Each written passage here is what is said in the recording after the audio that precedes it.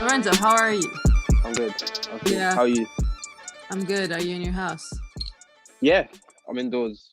In West. Well, I'm outside, inside. I want to ask you about your new song. Tell me, what's the name?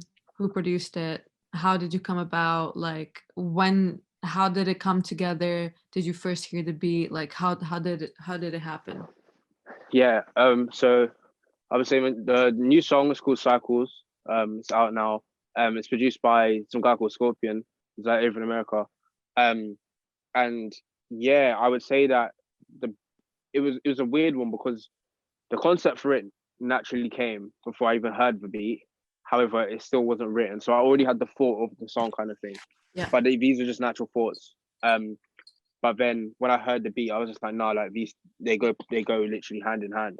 Um, and it was a simple case of basically all the events that kind of happened last year regarding like BLM and things like that kind of linked back to what I could relate to in the sense of my own experience, and which is basically, so the song is basically about um, the idea that within the Black community growing up, there's only two paths, and those two paths are literally either the educational path or the one that is heavily basically like based within street culture kind of thing.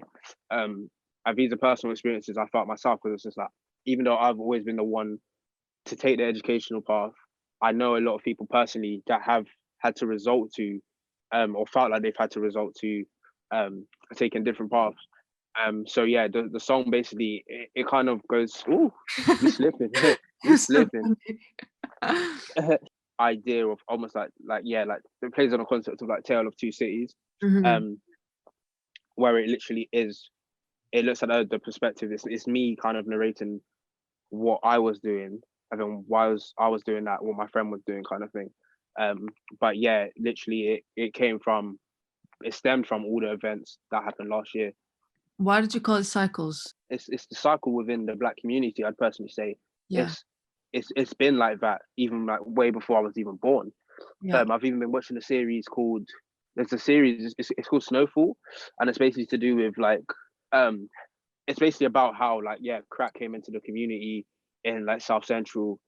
Um, but again, it's about a boy. He goes to college, and then he goes to like a private one, and then obviously it's because of the community he's came from and the background he's came from.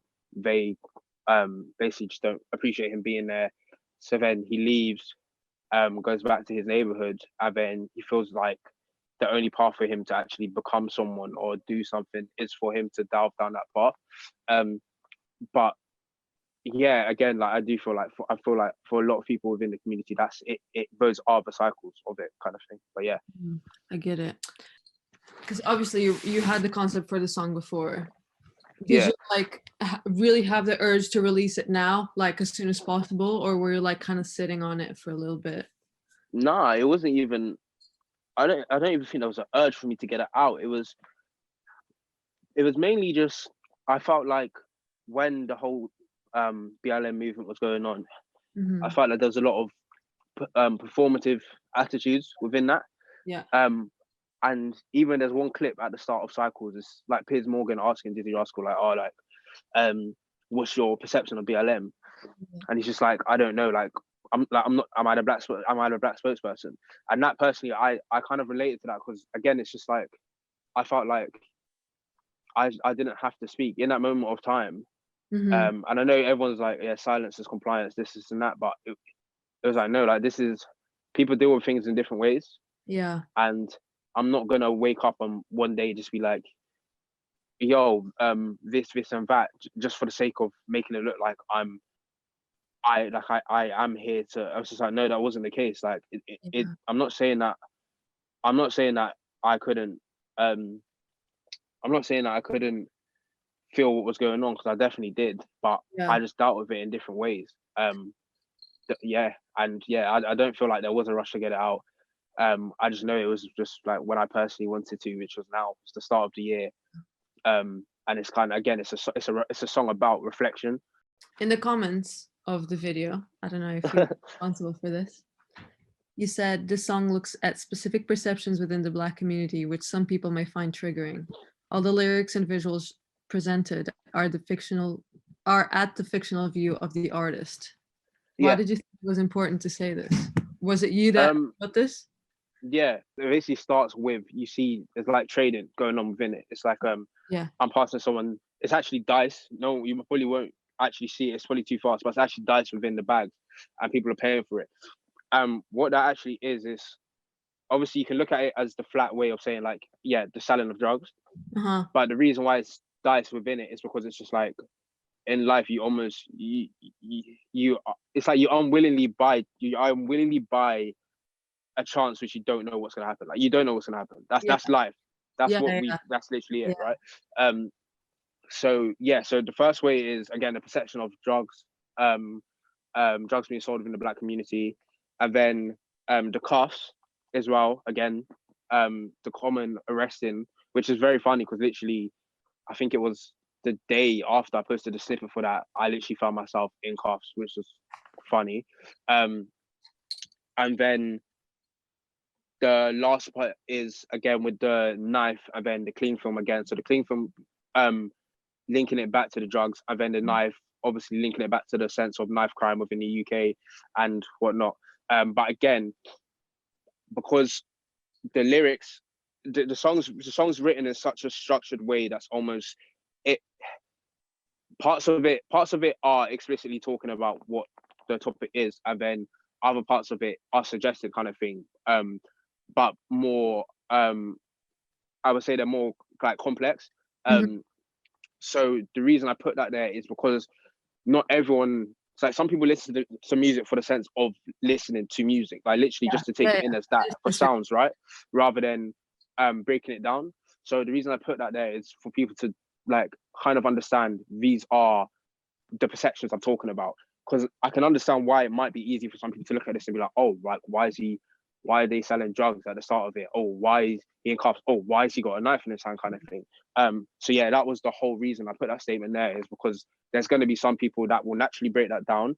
I mean, Mm, there's going to be some people that literally see music for music and visuals for visuals. yeah. So I felt like it was important just to put that there for people to understand. Do you mind me asking why did you find yourself in cuffs? Yeah, no, it was all cool. Like literally, I needed to grab my charger. Like it's so short. I needed to grab my charger That's from my friend's house. Hopped out of an Uber, and then like literally needed to go to the toilet. Started running towards his house, and I had my earphones in. But when you've got your earphones in and you can hear like muffled noise in the background, as if someone's talking to you or like someone's calling yeah. your name or something. Yeah. I couldn't hear. So I'm like running towards the door, and then I'm starting to hear this muffle like get louder and louder. I'm thinking like, what? Take out my earphones. Next thing you know, I turn around, I'm hearing like literally like two guys are screaming at me, like get on the ground. Got tasers pointed at me. Like it was What? just nuts. But in that situation, was just like, I just turned around and I was just like, wait. I was like, what are you like? I was what is this about? And they were just like, oh, under section 1 pace, you've just ran from a marked car, so we have the right to believe under suspicion, basically suspicion of me carrying or concealing a weapon or something like that. Anyway, so basically, literally that was it. And then they put me in cuffs, but obviously searched, no weapon, Yeah. like whatnot. But again, they were just literally just being cheeky. One of them even tried to do me for breaking COVID, Oh, relax. breaking COVID legislations. But literally, as he was saying this, obviously he's got the body cam on, so I pointed out to him. I was like, I literally just said to him, I was like, mate, like you're saying this to me. I was like, but you're not even wearing your mask. I was just like, I just like you can't. And he was just like, oh yeah, like obviously he didn't say oh yeah, but he was just like, he kind of realized and then kind of put his mask on. And then yeah, we just start with it. But yeah, again, it just shows you like something like that escalated. Yeah. And it's just like, even after I've told you 5 times I got my earphones in, it's like they just weren't listening. He even told his colleagues as well. He was just like, yeah, he saw us and he ran. And I was just like, wow. Oh Like, my God. yeah, I was just like, wow, okay, cool. Yeah. Like, whatever.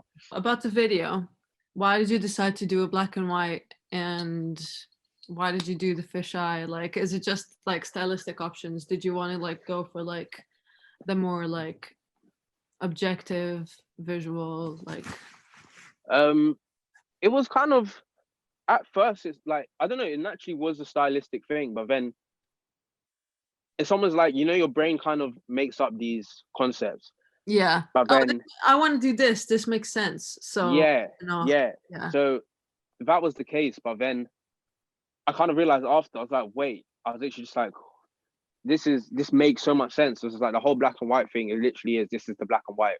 yeah, It like our reality is that black and white. It's that clear kind of thing. yeah, It just is what it is. The dice again is to do with the reflection of like you don't know what your life is going to turn out to be or what happens. Like just you roll the dice, you take the chance. That is life. That's literally it, right? The fisheye again, it's almost like the sense of CCTV kind of thing. It's like we're like I feel like us as a community, we're getting watched. Yeah, right. nice. It's like I'm getting watched like all the time. Even the line is like, don't watch Babylon, but they watch me. It's just like I don't go out my way to cause problems with police or cause Yeah. problems with. I don't do that. However, I always find the case that I attract that attention for like literally for no reason, kind of thing. Yeah. So they're So definitely looking for it. legit, right? Yeah. So yeah, I do feel like they were again. They were natural, but then yeah, I guess your brain just does them things for a reason, kind of thing. But yeah. Yeah. Who shot it? Tell me about like why did you do it with the person that you did it? So yeah, it was a good friend called Taylor, and he's just such a funny guy, man. Like this guy is just he's honestly one of the best human beings I've ever met in my whole like entire life, kind of thing. But yeah, I've been working with Taylor for years now. Yeah. Um, and as well as like in like mutual friends have been working with him and like just that. But you've got a vision, like you just let him know and he'll execute it, man. And he's Yeah. just he's such a good person. Just one more question. Yeah. Where are you going when this is over? Where are you going straight to after this is all over? Where are you I'm going? gonna go and I'm gonna go get food at Map, hopefully. Yeah, Nice. Map. I'm Why Map? gonna go get food at Map. Why Map? Map is basically just like uh it's a creative space for us, but it's like a cafe. But they have like a studio in there. And just the people that work there in general, I find they're almost like family to us and like the 9-8 members. But also at the time, I feel like it because Map is like it's quite a small business. I do feel like it is important to kind of be reinvesting back in these businesses. Because I feel like Map is somewhere they've technically invested in us in terms of their time and their Totally. space in and stuff. So yeah, I feel like somewhere like Map is important to just reinvest back in. And also Cycles was recorded at Map. But yeah, Map. Lorenzo, Yeah. what's for the future? I know 9-8's got like some stuff cooking up. Yeah.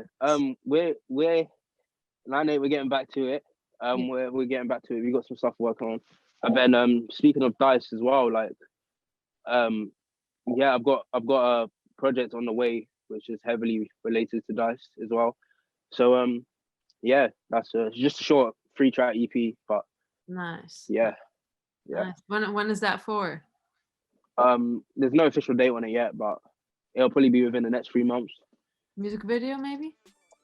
Potentially, maybe. Yeah. Excited. We'll Okay, Lorenzo, congratulations on your release. Thanks, Dani. And yeah, I'm really proud of you. And yeah, Sweet. everyone's proud of you. Oh, sweet, man. Slam that, grab that, snatch that soul. Do it again for the life cycle. Shot that, flip that, make that dough. Split that, scrunch that, break that, no. Slam that, grab that, snatch that